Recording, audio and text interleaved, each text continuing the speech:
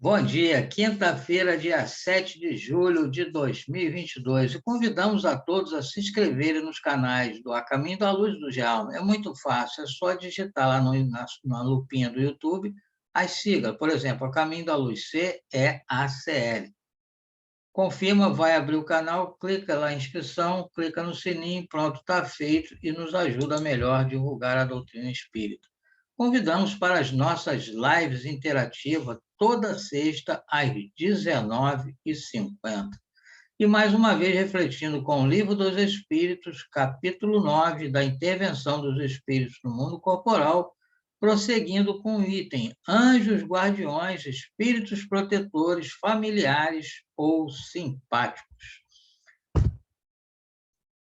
Aí nós vamos agora falar da nota de Kardec na questão 495, que falamos ontem, aquela questão onde Santo Agostinho e São Luís deram uma resposta bem longa, mas importante.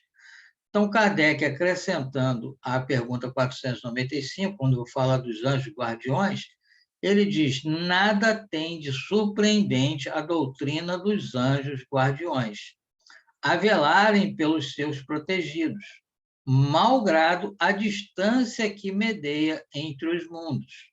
É ao contrário, grandiosa e sublime. Não vemos na terra o Pai velar pelo Filho, ainda que de muito longe, e auxiliá-lo com seus conselhos, correspondendo-se com ele? Então, um pai zeloso, um pai consciente, uma mãe zelosa, ela, independente de onde o filho estiver, ela estará fazendo uma prece, vibrando por ele, entrando em contato agora com as possibilidades de celular, com as diversas plataformas, auxiliando no que for possível. Se nós, seres humanos, que somos seres ainda imperfeitos, já fazemos isso, imagina o Pai, que é todo poder e bondade. Continua Kardec. Que motivo de espanto haverá, então, em que os espíritos possam, de um outro mundo, guiar os que tomaram sob sua proteção, uma vez que, para eles, a distância que vai de um mundo a outro é menor do que aqui na Terra separa os continentes. Então, para eles, a distância pouco importa. Não dispõe, além disso, do fluido universal, que está em todo o universo, que entrelaça todos os mundos, tornando-os solidários, veículo imenso da transmissão dos pensamentos, como o ar é para nós o da transmissão do som. Então, eles utilizam o fluido cósmico universal que está em toda parte, e ele transmite o pensamento.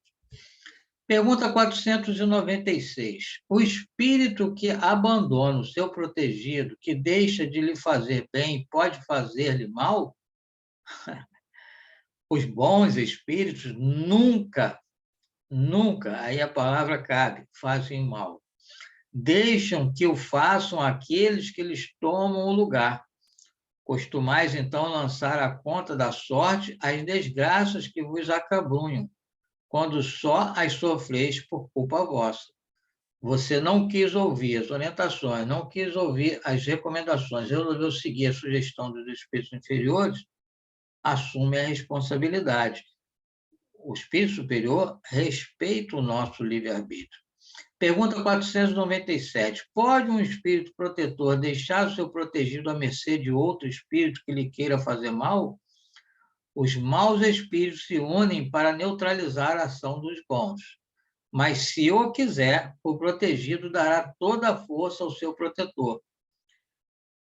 Pode acontecer que o bom espírito encontre alhures uma boa vontade a ser auxiliada.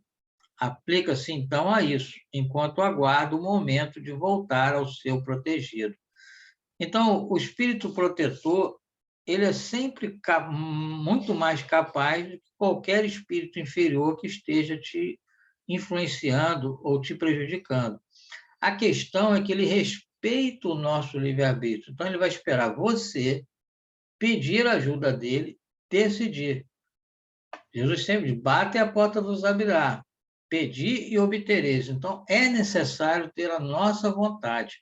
Aí, sim, eles vão nos auxiliar e nos amparar. Então, para isso, é preciso que nós acionemos a vontade, porque, voltamos a dizer, espírito superior respeita o nosso livre-arbítrio. E assim, mais uma vez, agradecemos a Deus por mais esta oportunidade, pedimos o amparo e a proteção para toda a humanidade, e que possamos amanhã dar prosseguimento às reflexões com Allan Kardec. Um bom dia a todos.